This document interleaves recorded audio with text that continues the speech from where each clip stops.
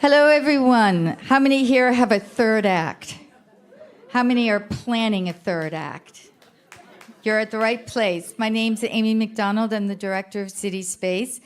A big thank you to our sponsors for this evening's program. Linguistica 360 is an independently owned language learning show and educational that produces weekly language learning shows and educational materials, and Boston College Companion, which is a year-long program that invites a select cohort of professionals to explore life's next chapter, and they have a table outside in the lobby if you'd like to meet them.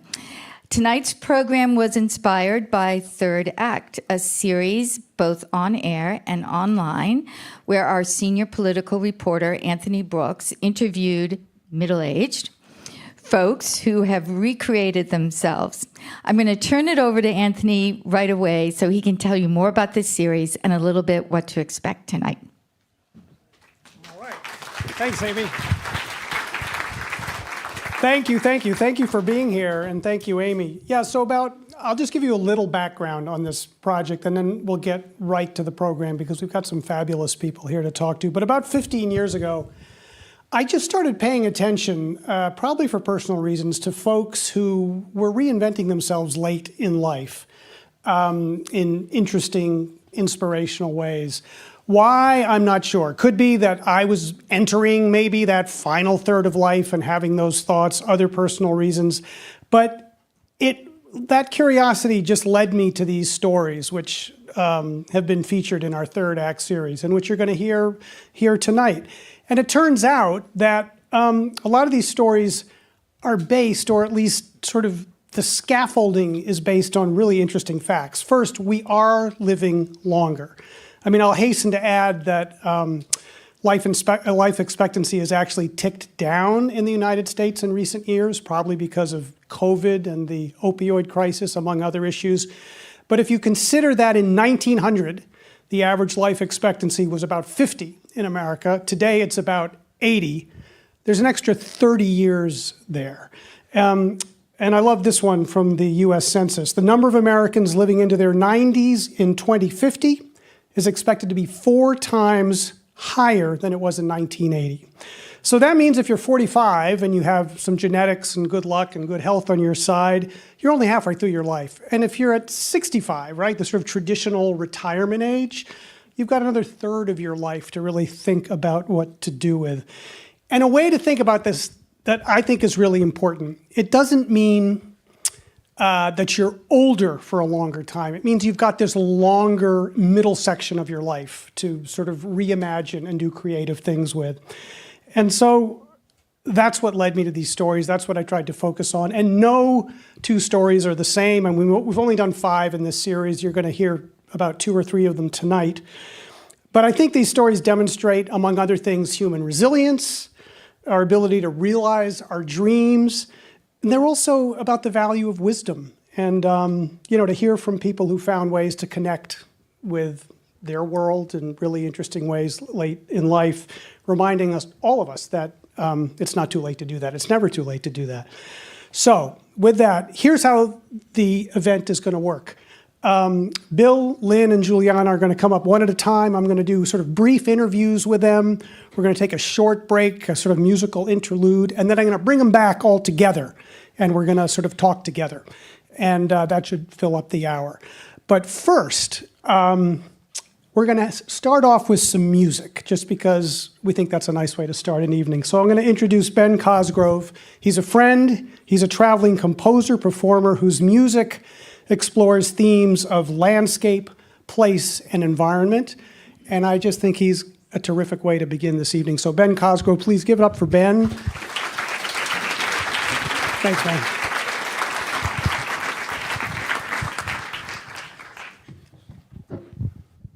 Thank you for having me.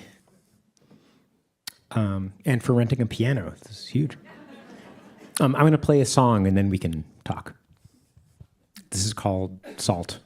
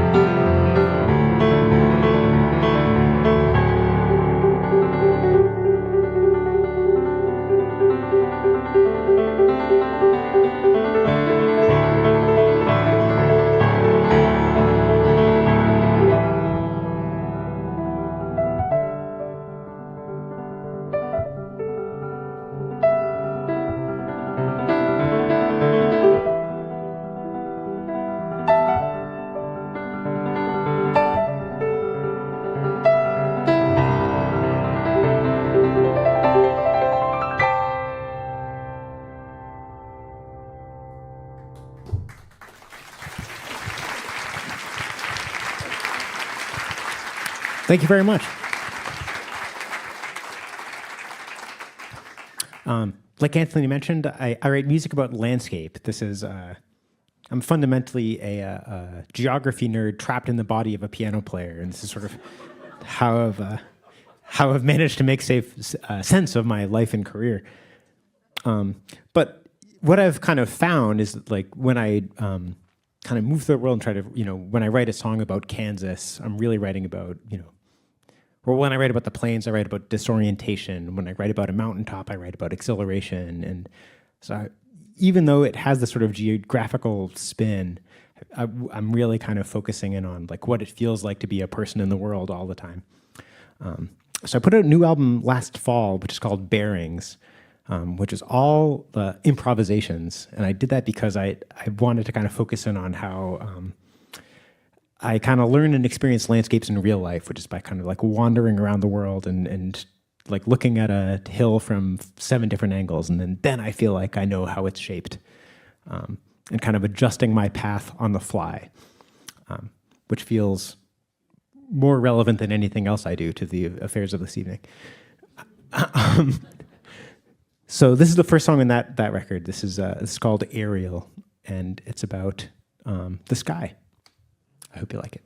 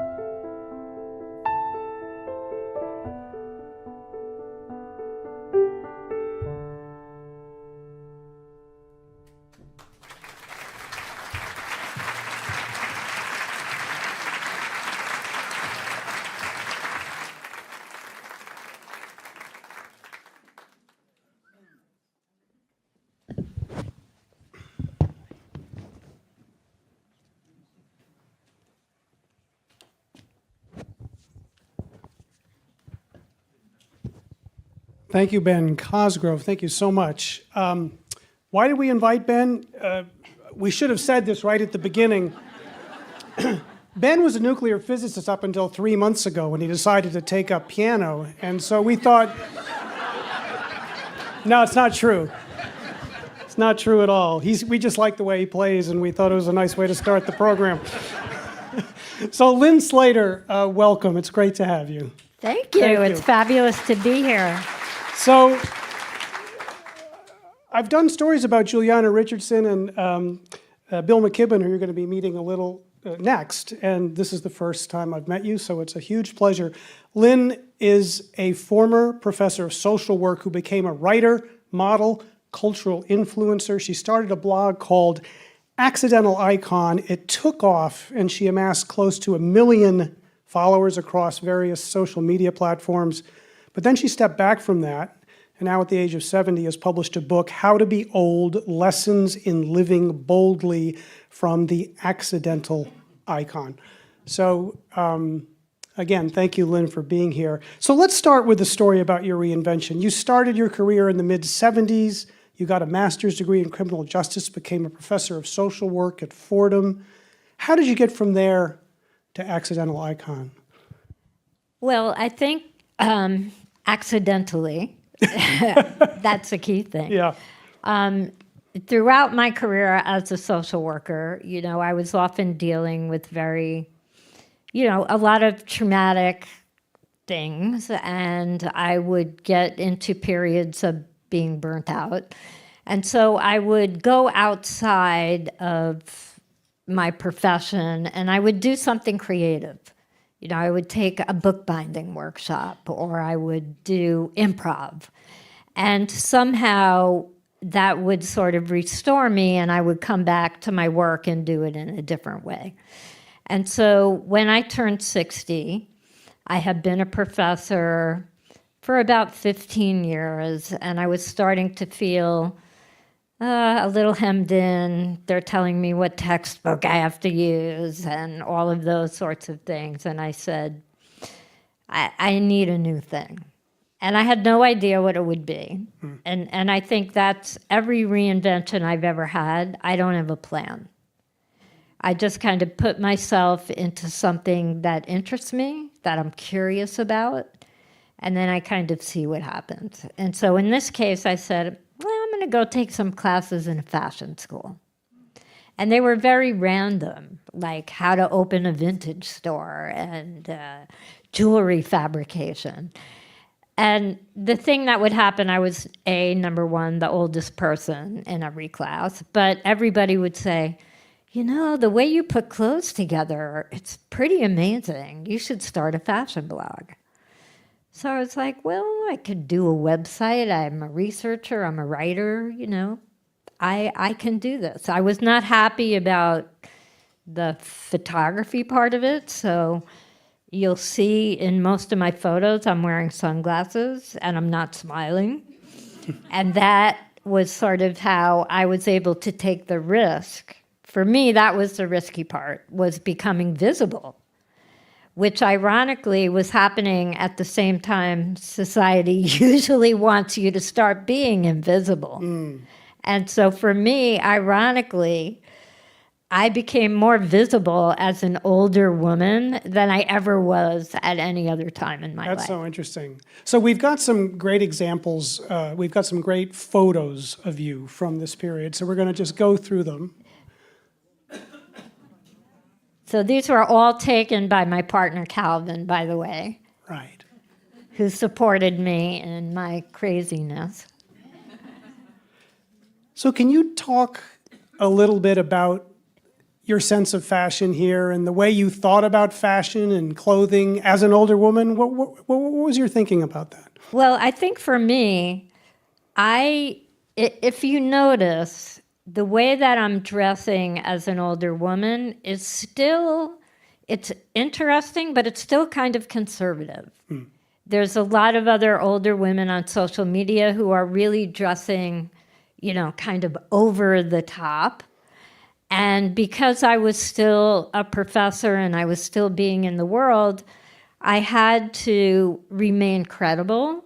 But I'm always an envelope pusher.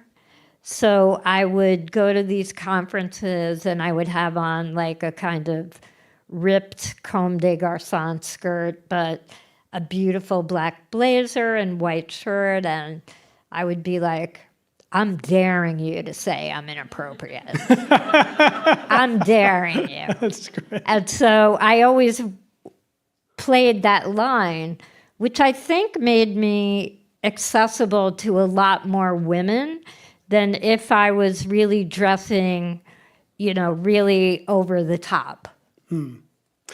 I'm struck by the fact that a majority of your followers, and we mentioned that you sort of took off as this social media phenomenon, a majority of your followers were 18 to 35 years old.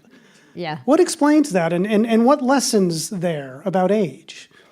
Well, I think what I would hear from them Yeah. is that I was making being older look kind of fun, and that they felt an enormous pressure to do everything in their life before they turned 30.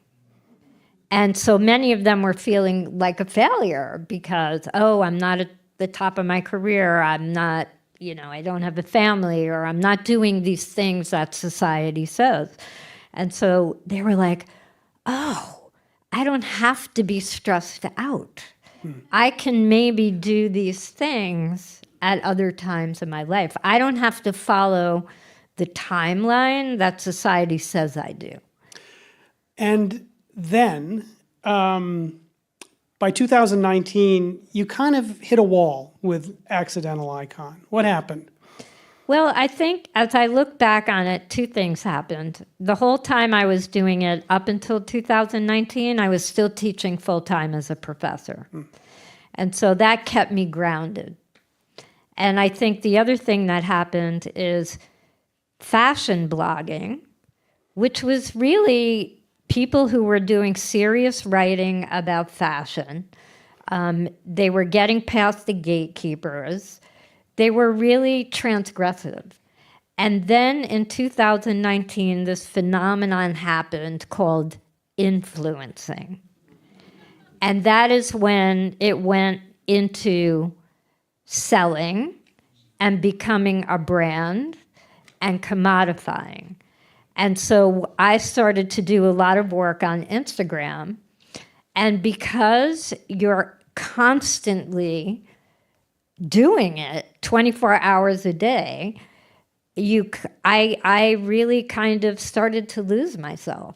And So just to be clear, explain how that would work. I mean, if you're essentially being paid to be an influencer, so what's the assignment so I process? wasn't creating really my own content anymore, which was why I was doing it in the beginning. It was, because for me, clothes were more like a material, like a sculptor to create an identity or a performance in a way. But when you start being an influencer, the brand will send you a brief and they'll say, your photos need to look like this. This is what the caption has to say. These are the required hashtags. Right. And then it kind of lost it for me. Right. I gather the upside was you were making money. Oh, it's obscene. Especially when you've been a social worker your whole life.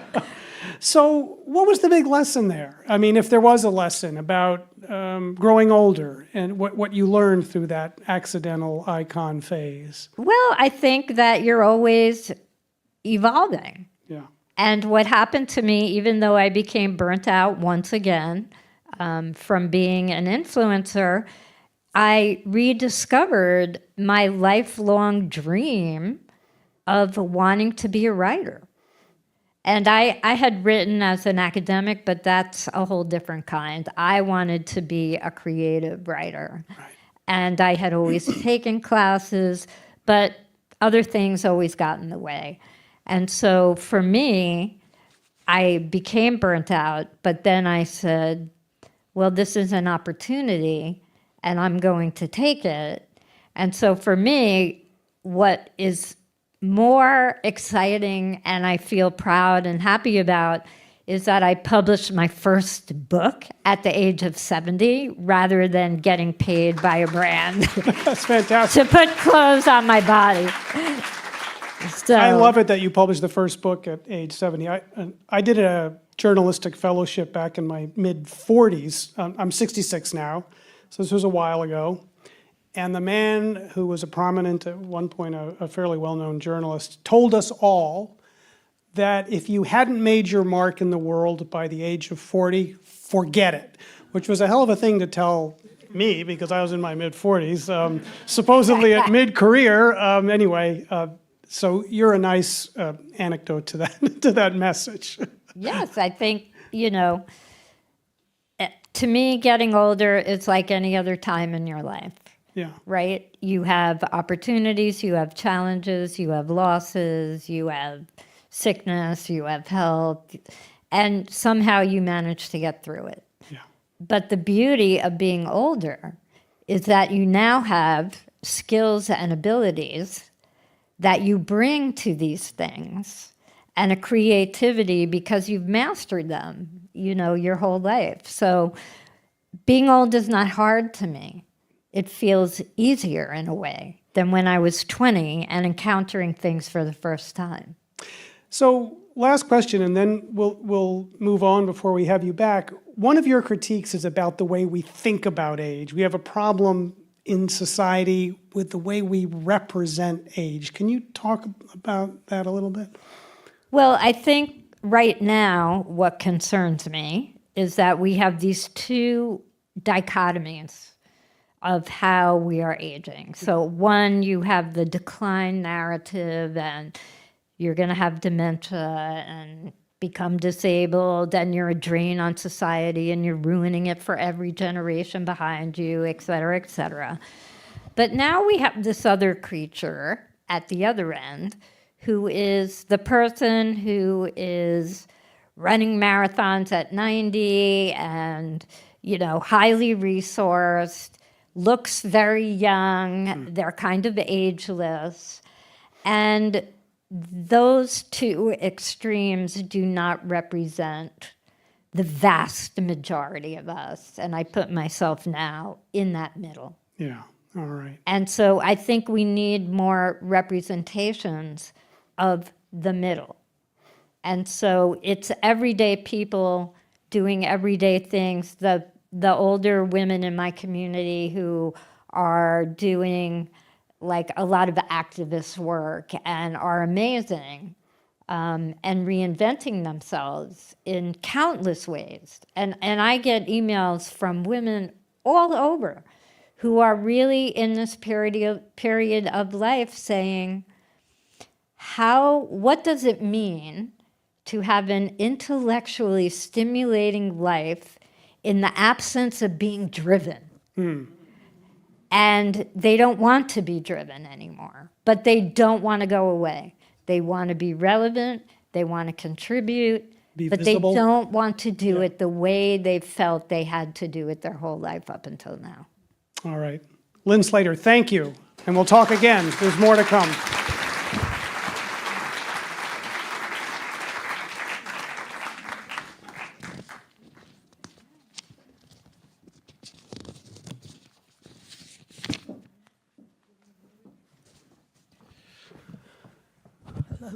Hello, Julieanna. Hello. It's great to have you here. So this is Julieanna Richardson. I'm going to do a brief introduction. She offers another great story about reinvention. So she has a background and passion for theater. She's a Harvard-trained lawyer. Yeah. She worked in corporate law in Chicago during the 1980s. When that didn't work out, she became a cable TV administrator for Chicago. Then, I sort of want to save this because this is like blows my mind. Then she's founded her own home shopping network. Channel. One of two in the nation. One of two in the nation. And that crashed. She didn't know what she wanted to do then. Sort of classic midlife crisis, if you will. And we're going to talk about why that's not a good way to describe what happened. And she took a plunge without any financial backing and founded HistoryMakers, which has become a successful nonprofit that preserves the African American experience. And I'd like you to describe, just for people in here who might not know what HistoryMakers is, just describe what that is, and then we'll talk about your journey to HistoryMakers? So we've grown to be the nation's largest African-American video oral history archive. We're housed at the Library of Congress. We're the largest recording of Black Americans since the WPA slave narratives. We've done 3,700 interviews in 451 cities and towns across the United States. Our oldest person that we interviewed was Louisiana Hines, World War II Rosie the Riveter, and the youngest was 28, who was a prima ballerina. And the focus is really on rescue, preserving, and educating, and giving voice to the Black community. So we have just a short clip from the piece I did about Julieanna that I want to play because it sort of sums up with some actual sound from HistoryMakers what we're talking about here. The nonprofit has collected masses of documents and recorded thousands of video interviews with the famous and not so famous. From Black athletes like Ernie Banks. No bats, no balls, no gloves, no nothing. We played with old rag balls. So what do you use for a bat? A broomstick or something? A broom. That's exactly what you use, a broomstick. To Black artists like poet Maya Angelou. Although I met Langston Hughes, he invited me to his house in Harlem.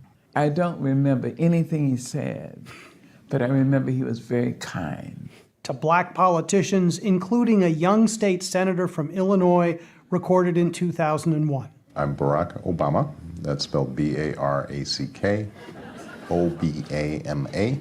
And my birthday is August 4th. You know, that was done right in that room over there. And it's really extraordinary, you know, like the path that he took. I wasn't really focused on running for office per se. I was more interested in helping to build an agenda for the African American community politically. Yeah, and so 7 or 8 years after that, he was president of the United States. That's right. Yeah. So that had to have been a high point, although we didn't know that he was about to become president in 7 or 8 years. No, not at all. He was sort of stuck in the state Senate at that point. But Julieanna, you did not, as I mentioned in the intro, travel a straight line to get to HistoryMakers. So I want to talk about that because we really get to this theme of reinvention. So start when the seed of HistoryMakers, I think this is correct to say, was planted. You grew up in Newark, Ohio. You described that as a child you were the only Black student in your class, and you began to realize that something was missing, like your history. Well, I don't know if I realized something was missing. The teacher, the only 2 things we studied about Black people back then, and that was slavery, and, you know, we were portrayed in the textbooks as bent over, and then there was George Washington Carver, and my teacher very excitedly said he could do all these things with peanuts, and to my 9-year-old brain, those 2 facts did not compute. It didn't. So I would say that that was a defining moment. Yeah. You know, but I lied. See, that's the other thing. I lied in that class. Well, because everyone, one day she gave us an assignment for people to talk about their family backgrounds, and everybody, I mean, they seemed to all know who they were. And I'm cowering over in the corner, and I really don't know what to say. And it couldn't have been Black, maybe Negro or colored. And then I added a Native American because most Black people think they have Native American in them. And then I added in French because my father had been stationed there because everybody else had an identity. I wanted to have one too that was a little sexy. So that really made me feel badly, though. Yeah, I mean, sure. in a horrible, I knew I had lied. And it took being my sophomore year when I'm doing research on the Harlem Renaissance. Yeah, so that's the next point. So this sort of desire for this history of your own stays with you. What happens at Brandeis? You're doing research, right? I'm doing research. I'm an American Studies major and theater arts. And I'm doing research on the Harlem Renaissance. And I mean, that's another defining moment because I'm listening to the song called I'm Just Wild About Harry, who I associated with President Harry Truman. And I find out in that Black library that it was written by a Black songwriting team of Noble Sissel and U.B. Blake in the 1921 production of Shuffle Along on Broadway. And I mean, it was literally, you could have just shot me out of a cannon. You know, I mean, I had found myself, and, you know, the thing is I think back about that time, like how dehumanizing it was to feel that I didn't have a history to call my own, and how exhilarating it was to find that I actually had something. And so I went around and interviewed a bunch of people. So that moment, you did this great TED Talk, by the way, where you just are exulting in this idea of, I too have a history. Yeah. It's really something. Yeah. Yeah. So you go from there, you end up at Harvard Law School. Yes. And I know this because you and I have talked before. Your dad, who's no longer with us, wanted you to be a lawyer. You probably felt some pressure there. A lot of pressure. A lot of pressure. You got through Harvard Law School into corporate law, a very prestigious firm in Chicago. Sounds like you're on your way. Yeah, I mean, I was. Well, I went to law school because my father wanted me to go to law school, and I would have been fine as a corporate lawyer, but I don't want to talk about. But anyway, because the firm sort of represents me, but they didn't have the same idea of my success as I did, and but so I've had a very eclectic background since that time, right. Because I became cable administrator for the city, and then politics had me out, and then I started this home shopping channel, which in normal circumstances now, in a lot of academic circumstances, that's when people sort of lose it, like they go, what? Well, say more about that. What was the thinking behind a home shopping? Well, at the time, when I came out, I mean, I had trouble getting people to hire me because cable television wasn't quite the thing. And so, someone said to me, one of the cable operators said that people they're buying off these home shopping channels. And so I looked it up, and I raised literally $1 million and started this home shopping channel. And it was one of two in the country. There was a family in New Orleans that ran one. And basically, there's a whole story, but things went belly up. And I had investors, and by the time that I told them I was going out of business, they were like, "You're still around?" So they didn't seem to be too bothered. But in any event, that put me. I started then managing these cable channels. Right. Okay. And then the city then took those over. And then I became I was in an angry period of my life because I was I had never had a 5-year plan. And so this is where this sort of seed, this idea of getting back to your search for your history, you come up with this, I'm going to say kooky idea because you didn't have any financial backing. No backing. I talked to your mother, who, by the way, still works in her office at age 96. And when I asked her, did you think HistoryMakers was a good idea? Her mother was like, well, no. And I think there was a lot of talk about why would a Harvard-trained lawyer want to do this? Right. But you did it. You started it, on a laptop in your dining room with no funding, pretty much? Yes. I, a friend of mine had, who was then general counsel of our local PBS station. She had been, I was very confused, I have to say that, for the first time in my life. And so she had been talking about indexing the archives because a lot of stations had thrown the archives away. But in any event, I had attended it was when Clarence Thomas had just been appointed to the Supreme Court, and I wanted to hear Judge Leon Higginbotham, and it was the National Bar Association conference. And so I saw Reverend Billy Kyles, who had been with Martin Luther King on the balcony that day that he got shot, and Constance Baker Motley. And so I come back, and the name the HistoryMakers comes to me, and I come running back to Chicago, and I go, Catherine, I know what I want to do. It's called the HistoryMakers, the Archive of Black People. And she goes, that makes no sense. And so she and some friends did an intervention on a Saturday, and they did, literally. But, they were, when I think back on it, they were kind because, they listened to me very patiently, and they probably thought I was as kooky as one could get. But they said, you need to ask and answer 2 questions.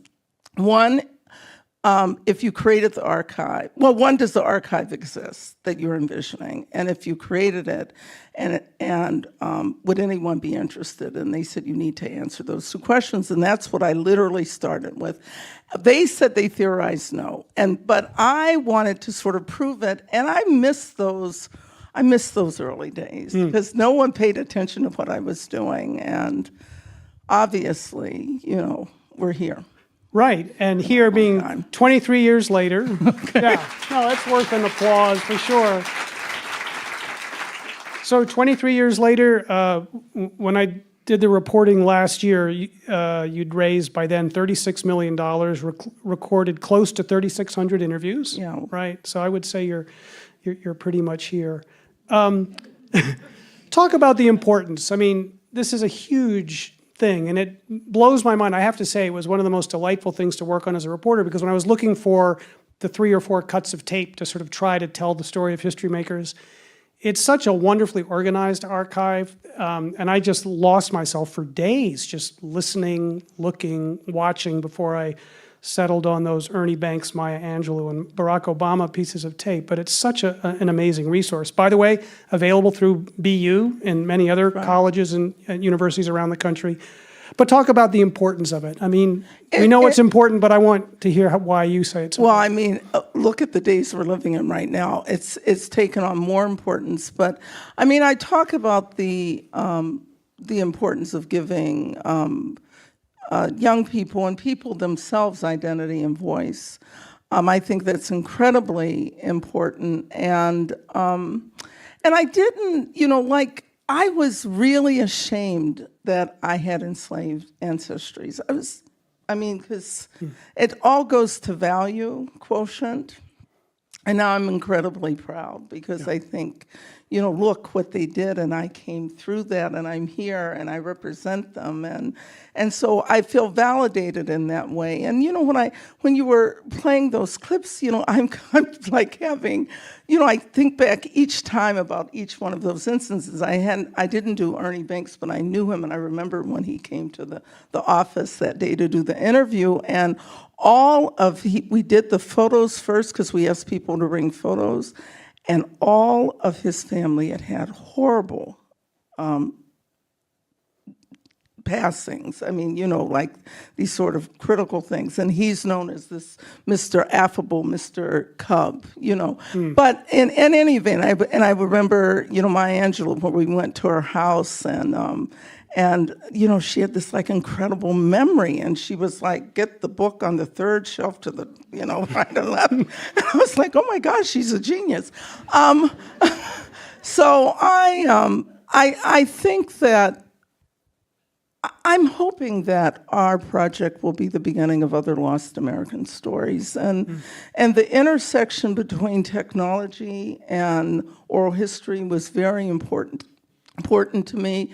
Oral history began in the United States in the 1940s with a man named Alan Evans out of Columbia University. It was in the 70s that there was money. By the time we come along, there's no funding for it, and it's not quite accepted in the academy. Now it's very accepted and popular. But in the meantime, and I think I was just looking as I was coming here, and over 1,000 of 1,007 of the people we've interviewed have died. We've got 66 that are 100 and above, another 505 that are 90 and above, and then another 1,200 that are 80 and above. And that represents 2/3 of our collection. That represents the 20th century. And for Black Americans at 20th century, if we lose it would have been catastrophic to lose the history that so little of us know. And really right now, I'm looking to educate both inside and outside the Black community about the Black community. So that's... As you said to me when I was out in Chicago with you, we preserve what we value, and that's what HistoryMakers is all about. So thank you. Thank you for very this. much. Thank you.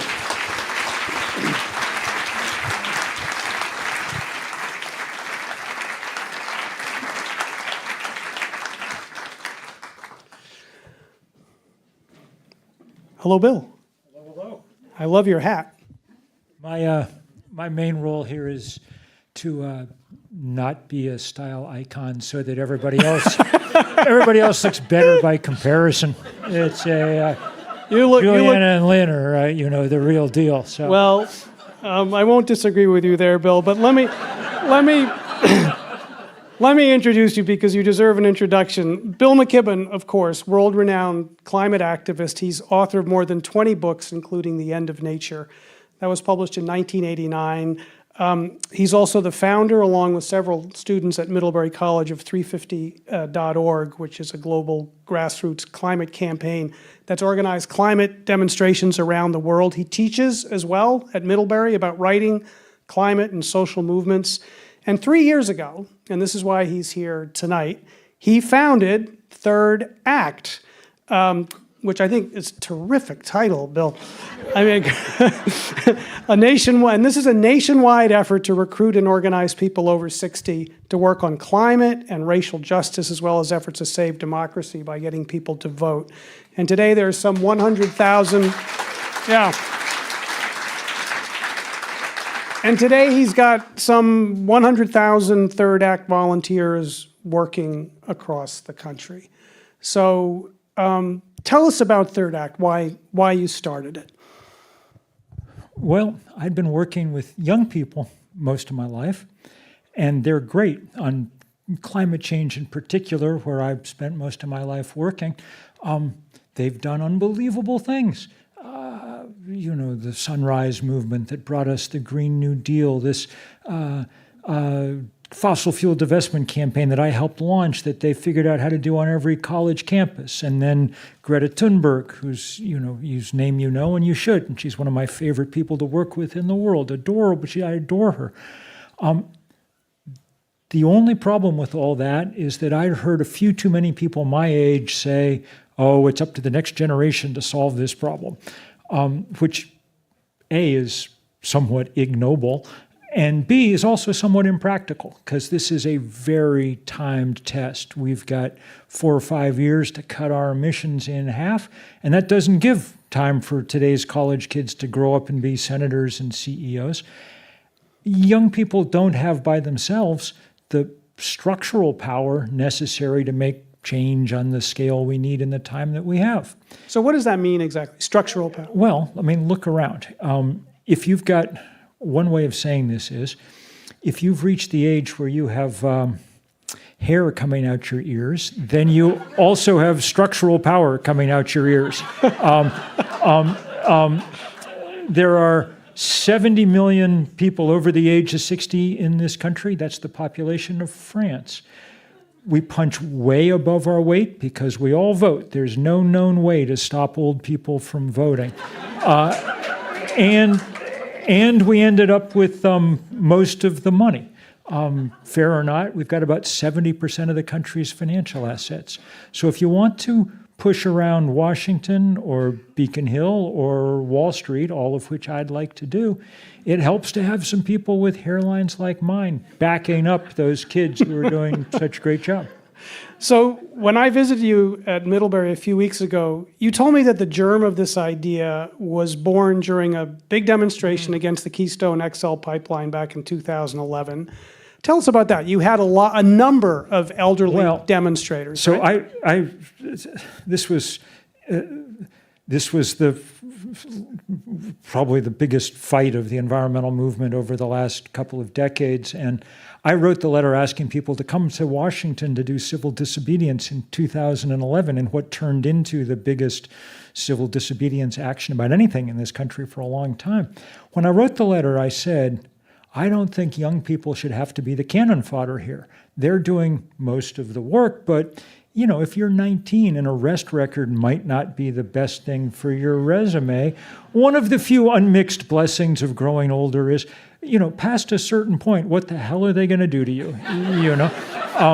And so when people got to Washington, we didn't ask them, how old are you? That would be rude. But we did, cleverly, I think, say, who was president when you were born? And the two biggest groups were from the FDR and the Truman administrations. on the last day, there was a guy arrested with a sign around his neck that said, World War II vet, handle with care. He was old enough, he'd been born in the Warren Harding administration, which, truth be told, I'd basically forgotten there was a Warren Harding administration. It was really good for the young people who were there to see their elders acting the way we need elders acting in a working civilization, not necessarily getting arrested. That's not necessarily, although a surprising number of people now tell me it's on their bucket list, and I can help if it is. But but we need people outside their comfort zones, because our planet is outside its comfort zone, and now our democracy is outside its comfort zone. And if we don't get outside ours, we're going to lose them both.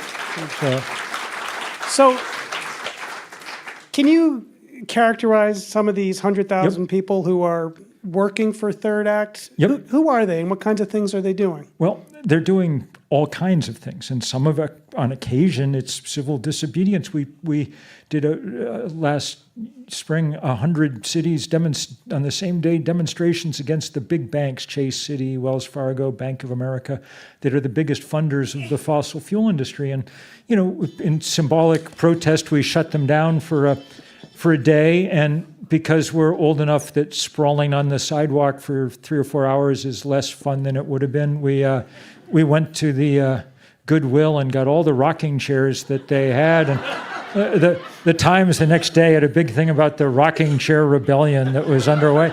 But we also, I just got off the phone as 6:30, I was on the phone thanking they had a contest today on the Third Act chapter in Southern California. Who could write the most postcards getting people to register to vote? Their group churned out 1,225 postcards this afternoon, and it was, that kind of thing's happening every day now someplace. They're intervening at public utility commissions around the country, because these are the most boring possible, and they meet on Tuesday and Wednesday and Thursday, and who can go sit there all day doing that? People who have retired, and people who know how to knit and can, don't mind sitting there and keeping account of the things that need. So I'd say it's divided between people who had done a lot of this in their lives. Often, if you're we have this notion that people get more conservative as they age, but if that was true once, it's not true now. If you're in your 60s, 70s, 80s now, your first act was during that period of enormous social, cultural, political transformation. That was the apex of this. That's what Julian was talking about. It was the apex of the civil rights movement. It was, the first Earth Day in 1970 with 20 million Americans in the street, 10% of the then population. Some of the people, were doing that. Our board member Heather Booth, went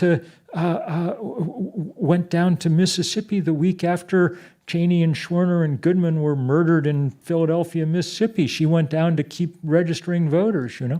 The other half never did anything like it in their lives at all. They had other things they had to do: work, raise kids, but they had a deep desire, different from the desire of kids, young people who have to, they're staring down the barrel of what's coming at them, and so they want to change.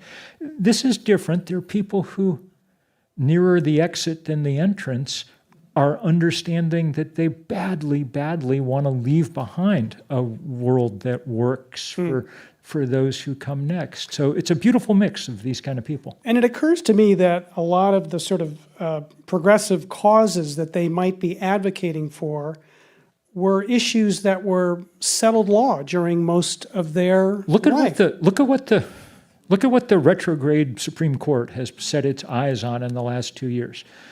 The Voting Rights Act of 1965, the Gun Control Act of 1968, the Clean Air Act of 1971, and Roe v. Wade 1973. These are things that we fought for in our youth and that we enjoyed the protections of throughout our life, and we'll be damned if they're going to take them away without a fight. We won this fight once, we can do it again. Last question, and then we'll move on to the next phase. But I I can hear your passion and your argument in favor of these causes and talking people into joining the fight or the various fights. But do you also make a case to them that this is a good way for them to fill their time in this sort of late phase of their life, to give their life new purpose and new focus? I think people may decide that on their own, but I don't. It's the easiest organizing I've ever done. No pep talks required at all. People just lining up to want to do this. My only job is to figure out how to facilitate it, how to make it easy for people to join. We've now got working groups in every state in the union. There's a remarkable one in Massachusetts.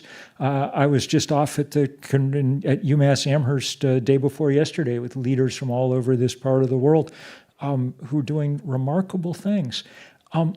People are doing it for good and important reasons, but they're also doing it because it's extraordinary fun.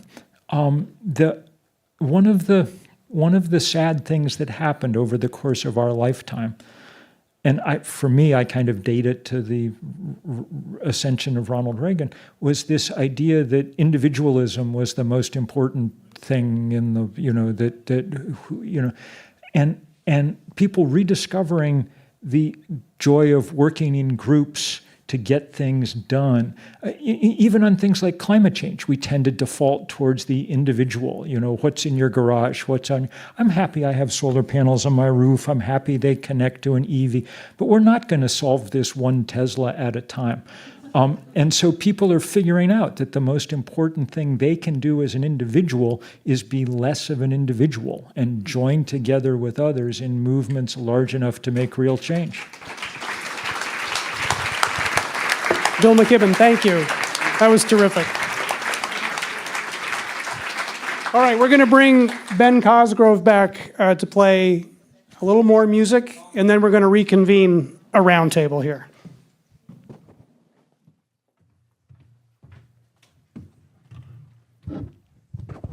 Hello again.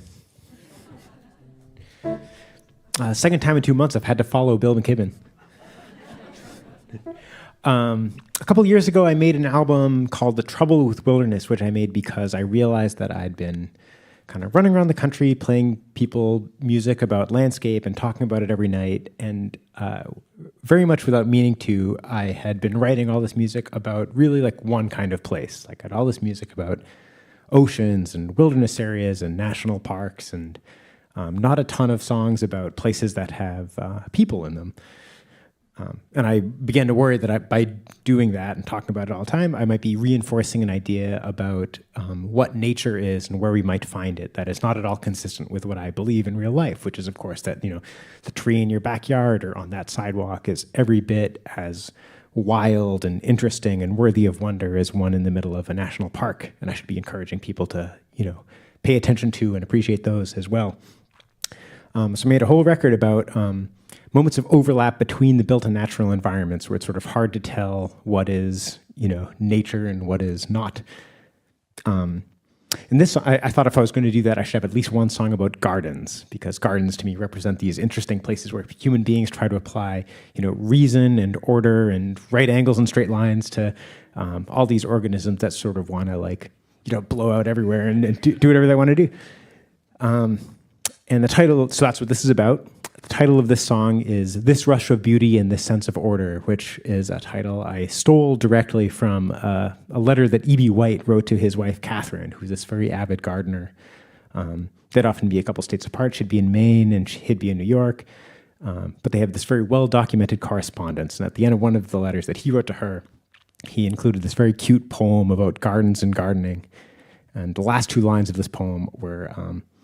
Not sun, not soil alone shall bring to border this rush of beauty and this sense of order. I took that, now it's my song.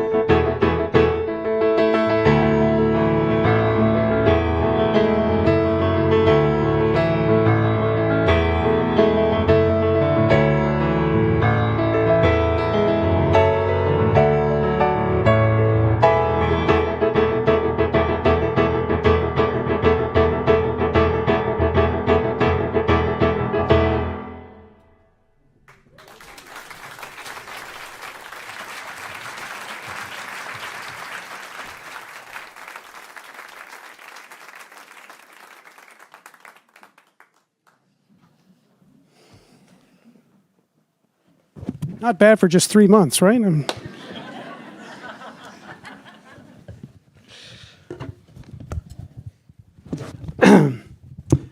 Thank you all for being here, all three of you.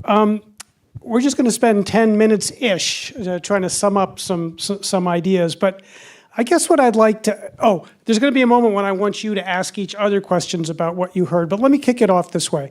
To what extent do you think growing older is a motivator to pursue new passions, and what gets in the way? Lyn, do you want to start with that? Or Well, I think for me, and I was thinking a lot about what Bill was talking about, is becoming a grandparent.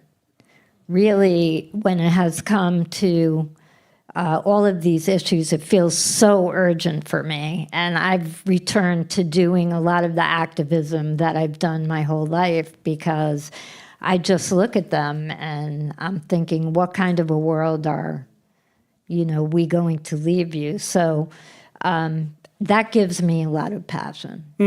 Bill, you're nodding your head. My first grandchild was born 10 weeks ago. Wow. And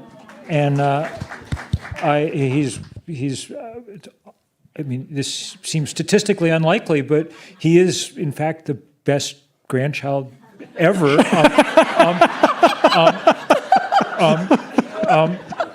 But it is a powerful feeling to have fallen in love with someone who's going to be around in the 22nd century. It's like, wow, there's a lot of work to be done. Julieanna? What do I think? I mean, I feel that I've been interviewing people who were older for so long that I think of age as nothing but a number in a lot of respects, but I also feel the urgency of time, though, because I want to do so much more that I haven't been able to do. I want to ask you about an issue for the series of reports that I did on the third act. I interviewed Sarah Lawrence Lightfoot. She's a professor of education at Harvard. And she published this book, which was so in line with what I was interested in. It was called The Third Chapter, Risk and Adventure in the 25 Years After 50. And she said this great thing to me. She said, I believe that this time between 50 and 75 may be the most generative and transformational time in our lives. And I just loved that. And she interviewed dozens of people who made transitions, an industrial chemist who became a sculptor in his late 60s, a former journalist and newspaper executive who became a jazz pianist. That might have been Ben, actually. No, sorry. But she also said, and this is what I want to ask you about, these third acts can be liberating, but they're often not easy because they require, you have to take a risk. You have to leave behind what you were an expert in and move on to something that maybe you're not an expert in. It seems like it would take a certain amount of humility. Julieanna, do you think? I think this was the hardest thing I've done in my life, but I also say that all roads have led me to where I am now. And I don't know if I could have done what I'm doing now. Like you talked about the grays coming out. I needed to put all my contacts, all my resources, all my brain power, and a collective energy to get, and it was hard. It was hard. These last 24 years have been hard. Lyn, for you? Well, I talk about this in my book. I liken it to something in sewing called seam ripping, where and it's related to upcycling and recycling. And you take a garment apart and you look at all the pieces. And that's how I think about older life, is that we have all these pieces that are part of us, and that this is an opportunity for us to put them together into some kind of new creation. But you're always, as Julieanna said, you're bringing everything that came before with you. It might just be manifested in a different way, but it's the same set of skills that you're just executing in a different way. I like that a lot. I wanted to come back to something earlier because I promised to do this when I referred to what Julieanna went through as a midlife crisis and said that we should have a better way of describing that. And in some of the research that I did, there was a gerontologist named Barbara Waxman who talked about this as a really bad way to describe what happens to a lot of people in the middle of life or maybe late middle life. And she talks about, and others have talked about, this concept of middlescence. Like adolescence, it's a time of transition late in life, and like adolescence, it's a time of tumult and transformation and maybe difficult transitions, but also of opportunity and generative growth and all kinds of positive things. So it seems like we need to rebrand this idea of, hitting midlife and going, oh my God, it's a crisis. It's like, no, it's an opportunity. Any thoughts?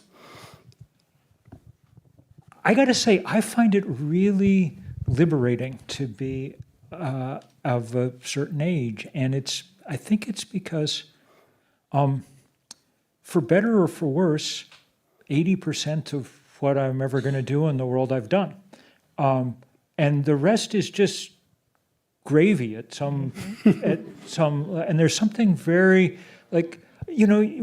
mostly one's, made one's mark, done whatever career one was, whatever it is.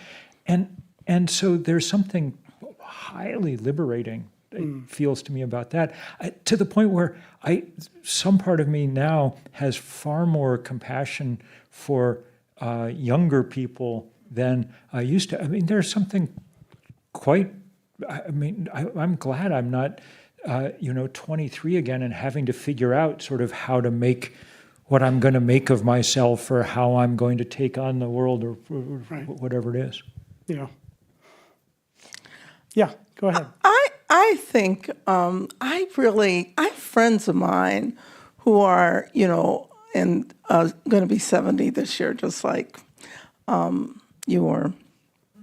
And they often, some of them are talking about their in their last stages. And I'm like, I just don't see life that way. And I really, I remember the first person we interviewed who was in their 90s, and they told me, well, he had to check his schedule. And I said, schedule? What would a 90-year-old have to do with a schedule? And then I've learned, now I don't ask that question anymore. And so I'm just saying, I think life, I like to think of my life as a series of very short, intense moments. And that, you shouldn't stop living no matter what until you have to stop living. So that's all. Now, do you have questions for each other?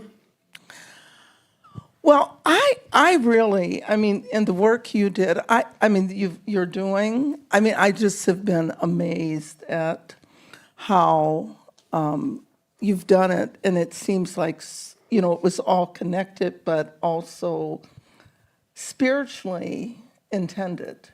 And I just wondering, how you made that transition so seamlessly. I think because I was never good at having goals or plans. And so I was, very impulsive and would just sort of jump first and think later. My mother would often say to me, for someone who's so smart, you're awfully stupid, meaning I don't have common sense. But that has worked well for me. And I think for me, I've always been so much more about the process rather than the outcome. And so I think for me in my life, that did kind of make it seamless. Well, that really connects with your sense of a series of moments in a way, which is a very profound way of putting that. Mm-hmm. Yeah. And with you, it's just the intergenerational nature, because I've always wanted, with the work that I did, to achieve the intergenerational nature. And sometimes I think the Gen Z don't like baby boomers and want to exterminate them from the face of the earth. They would just go, They wouldn't quite answer that. But I'm very, the fact that you are doing what a lot of people who may not, they're like, I don't want to be bothered, but it's really critically important. Well, the intergenerational part of it is really fun, and it's one of the things that's motivating, I think, for older people. We do a lot of work with young people. They do occasionally do the whole "okay, boomer" thing, and which I completely understand. But I mainly I usually just say, well, yeah, whatever. But our generation did produce the greatest music of all time. Whatever else. But I remember the very first 3 years ago when we were just launching Third Act, the very first demonstration we did here was here in Boston, and a bunch of young people who were working on climate change called up and said, will you come join us? We're going to demonstrate outside Chase Bank. We want to get them to stop, lending money to the fossil fuel industry. But we don't even have checking accounts, credit cards, whatever. And so we said, sure, we'll come help. And so we got there, and there's, 200 high school kids, because those high school kids completely get what's going on. And they're somewhat sprier, so they were at the head of the march. But at the back, it was like a bunch of us from this nascent Third Act thing with a big banner that said, "Fossils against fossil fuels." And all the kids were like, yeah. Okay. I mean, it was, and I do think there's a lot to be said for like not taking yourself too seriously in the course of doing all this stuff. That's maybe one of the things that gets easier as you age at a certain point. So we're going to wrap it there. Thank you both. Thank you all. I mean, all three of you. And I thought I would just conclude with one thought, and this comes from early in the prologue, Lyn, of your book, and you wrote, "I remain engaged in the extraordinary process of aging," and then you quote David Bowie, who you say is a fashion icon extraordinaire, who said of aging, "Whereby you become the person you always should have been," which I think is a great note to end on. Thank you all. Another round of applause. Lyn is signing books of How to Be Old. It's a terrific, terrific book. I encourage Ben.